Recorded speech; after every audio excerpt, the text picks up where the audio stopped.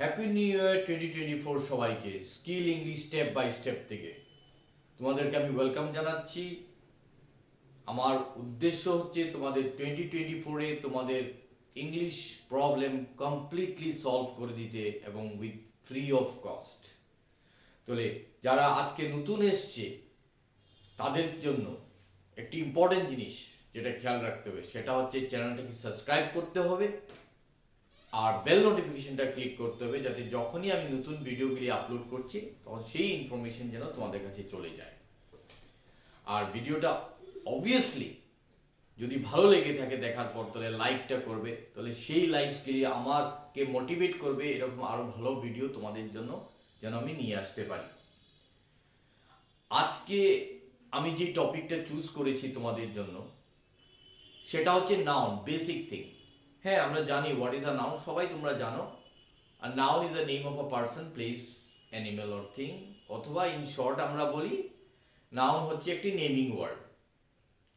কিন্তু ততটাই সহজ হয় না যখন আমরা পরীক্ষা দিতে বসি বা কোনো কম্পিটিটিভ পরীক্ষা দিতে বসি, যখন আইডেন্টিফিকেশন অফ নাউনটা এসে যায় আমাদের সেন্টেন্সের মধ্যে, কোনটা নাউন সেটা আমরা অনেক সময় ধরতে অনেক অসুবিধা হয়ে যায়।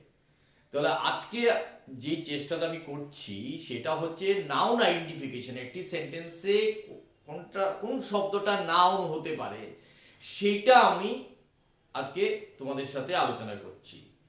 তাহলে সবচেয়ে প্রথম যেটা নাউন একটি সেন্টেন্সে হতে পারে, সে নাউন অবভিয়াসলি একটি সেন্টেন্সের সাবজেক্ট হিসাবে কাজ করবে। নাউন সেন্টেন্সের সাবজেক্ট বা সাবজেক্ট কমপ্লিমেন্ট হিসাবে প্রথম। নাউন হিসাবে বুঝতে পারে কোনো শব্দ অবজেক্ট এবং অবজেক্ট কমপ্লিমেন্ট হিসাবে। নাউন সবসময় বসবে প্রেপোজিশনের অবজেক্ট হিসাবে। নাউন ভার্বের আইএনজি ফর্মে বসতে পারে, যেটাকে আমরা বলি জেরেন্ড। নাউন বসতে পারে ইনফিনিটিভ ফর্ম অফ ভার্ব হিসাবে, যেরকম V1, 2 প্লাস V1। তাহলে আরেকবার রিপিট করছি, নাউন একটি সেন্টেন্সের সাবজেক্ট বা সাবজেক্ট কমপ্লিমেন্ট হিসাবে ইউজ হতে পারে। নাউন একটি সেন্টেন্সের অবজেক্ট বা অবজেক্ট কমপ্লিমেন্ট হিসাবে ইউজ হতে পারে। নাউন একটি প্রেপোজিশনের অবজেক্ট হিসাবে ইউজ হতে পারে। নাউন ভার্বের আইএনজি ফর্মে ইউজ হতে পারে, যেটাকে আমরা ভার্বাল নাউন বা জেরেন্ড বলি, যেগুলি পরের ভিডিওতে আমি আসছি এই ভিডিওগুলিকে নিয়ে। নাউন একটি সেন্টেন্সের ইনফিনিটিভ ফর্ম অফ ভার্ব হিসাবেও ইউজ হতে পারে, 2 প্লাস V1, কিন্তু এটা নাউন হিসাবে ফাংশন করবে। তাহলে একটু বোর্ডের দিকে আমরা ফোকাস করি এবং দেখি যে কি কি হিসাবে একটি সেন্টেন্সে আমরা নাউন আইডেন্টিফিকেশন করতে পারি। প্রথম যেটা বললাম সাবজেক্ট বা সাবজেক্ট কমপ্লিমেন্ট, নেক্সট অবজেক্ট বা অবজেক্ট কমপ্লিমেন্ট, প্রেপোজিশনের অবজেক্ট হিসাবে আফটার আ প্রেপোজিশন, ভার্বের আইএনজি ফর্ম যেটাকে আমরা জেরেন্ড বলি, আর ইনফিনিটিভ ফর্ম অফ ভার্ব মানে 2 প্লাস V1। তাহলে আশা করছি এটা ক্লিয়ার হলো তোমাদের। প্রথমেই যে কনসেপ্টটা, আমি নাউনটা কি রূপে বসতে পারে, কোন শব্দটা আমার নাউন হতে পারে সেন্টেন্সে। তাহলে কয়েকটা সেন্টেন্স নিয়ে আমি 5-6টা সেন্টেন্স লিখেছি, সেন্টেন্সের মধ্যে ঠিক এইগুলিকে অ্যাপ্লাই করতে চেষ্টা করেছি, যেগুলির মাধ্যমে তোমরা কনসেপ্টটা টোটাল ক্লিয়ার হয়ে যাবে এবং আজকেই ক্লিয়ার হয়ে যাবে এবং আজকের পর আর তোমাদের কোনোদিন কোনো কিছু নিয়ে প্রবলেম হবে বলে আমার তো মনে হয় না, এবং আমি শিওর এই ভিডিওটা তোমাদের জন্য খুব হেল্পফুল হবে। চলো প্রথম সেন্টেন্সটা দেখি। প্রথম সেন্টেন্সটা কি আছে, Tom is a good boy. তাহলে এইখানে Tom is a good boy, প্রথম সেন্টেন্সটা নাম্বার 1।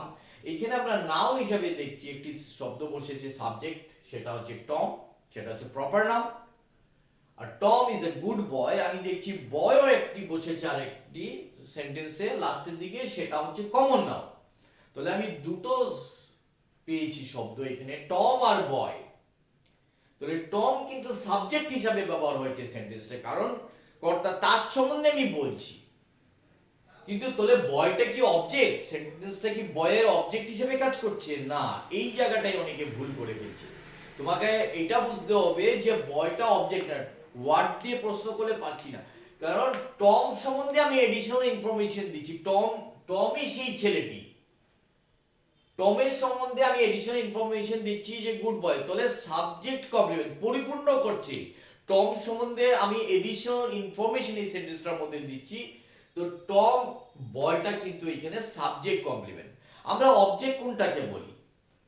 ধরো আমি লাথি মারলাম একটি বলকে, তাহলে আই কিক দ্য বল। আমার যে ক্রিয়াটা, আমার যে অ্যাকশনটা, এটা আরেকটা জিনিসের উপরে পড়ছে, অন্য একটা জিনিসের উপরে পড়ছে, যেই জিনিসটার উপরে পড়ছে সেটা হচ্ছে অবজেক্ট। কিন্তু এইখানে তো এরকম কিছু না। এই সেন্টেন্সটা, প্রথম সেন্টেন্সটার মধ্যে টম সম্বন্ধে আমি বলছি যে Tom is a good boy, তাই না? তাহলে বয় এখানে কিন্তু সাবজেক্ট সম্বন্ধে এডিশনাল ইনফরমেশন দিচ্ছি, সাবজেক্ট কমপ্লিমেন্ট। কমপ্লিমেন্ট বানানটা খেয়াল রাখবে, COMP LEMENT। আরেকটিও কমপ্লিমেন্ট আছে COMP LIMENT।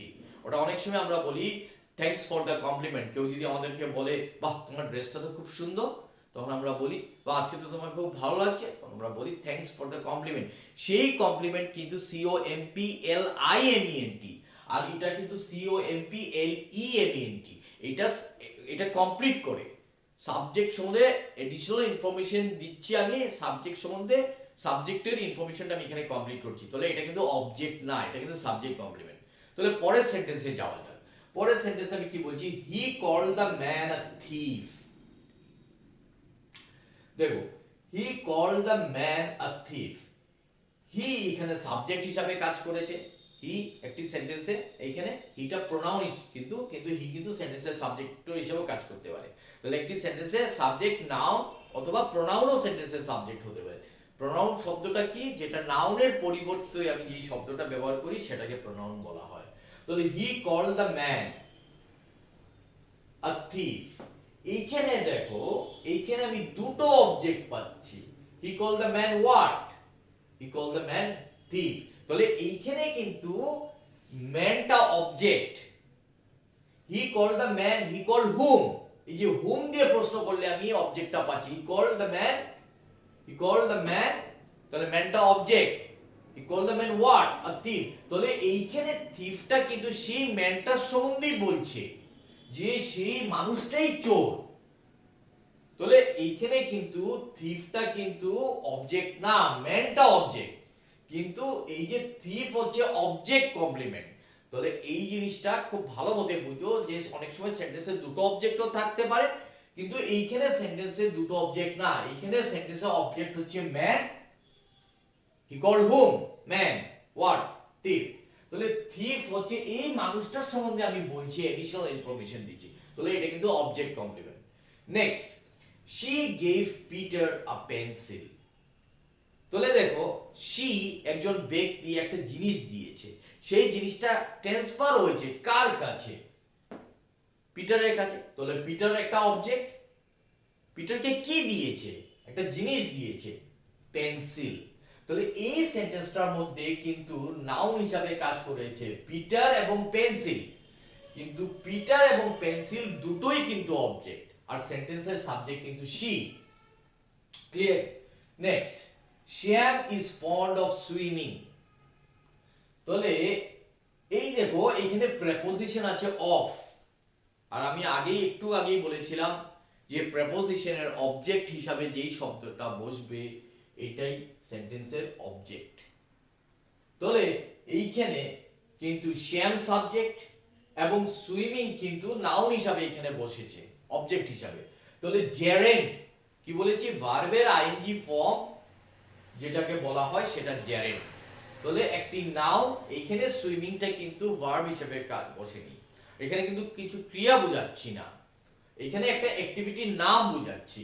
তাহলে শ্যাম ইজ ফন্ড অফ সুইমিং, সুইমিংটা কিন্তু এখানে নাউন হিসেবে কাজ করছে, কিন্তু এটা ভার্ব আইএনজি ফর্মে, যেটাকে জেরেন্ট বলা হয়। দেখো, এখানে running is a good exercise. এই সেন্টেন্সটার মধ্যেও আমি দেখছি যে ভার্বের আইএনজি, আর আমরা সবসময় আমরা জানি, আগেও দেখেছি, এই ভার্ব আর সাবজেক্টের একটা রিলেশনশিপ আছে। A verb always agrees with the subject। তাহলে সাবজেক্টের সাথে কিন্তু ভার্ব যায়। তাহলে ভার্ব যদি ইজ হয় তাহলে আগের শব্দটা অবশ্যই এখানে সাবজেক্ট হবে, কিন্তু আমরা দেখছি আইএনজি ফর্মে আছে। আমি হয়তো কনফিউজ হয়ে যাব, এটা কি ভার্ব? না, এখানে কিন্তু ক্রিয়া বোঝাচ্ছে না, কিন্তু এটা কিন্তু সেন্টেন্সের সাবজেক্ট হিসাবে কাজ করছে। কি হিসাবে? জেরেন্ট হিসাবে কাজ করছে। তাহলে একটা জেরেন্ট সেন্টেন্সের অবজেক্ট হিসাবে কাজ করতে পারে, একটা সেন্টেন্সের সাবজেক্ট হিসাবে কাজ করতে পারে। আর ভার্বের সাবজেক্ট সবসময় নাউনই হয়, তাহলে একটা ভার্বেল নাউন হিসেবে কাজ করছে এখানে রানিংটা। ফাইনাল লাস্ট সেন্টেন্স দেখো, to teach English is challenging. তাহলে দেখো এইখানে কি, এখানে কোনটা চ্যালেঞ্জিং? ইংলিশ না, কিন্তু ইংলিশটা চ্যালেঞ্জিং বলছি না, কিন্তু আমি বলছি পড়ানো, ইংরাজি পড়ানো। তাহলে এখানে মূলত সেন্টেন্সের সাবজেক্ট হচ্ছে পড়ানো, তাহলে এখানে ইংলিশটা কিন্তু ডিফিকাল্ট চ্যালেঞ্জিং বলছি না, আমি বলছি ইংরাজি পড়ানোটাকে চ্যালেঞ্জিং বলছি।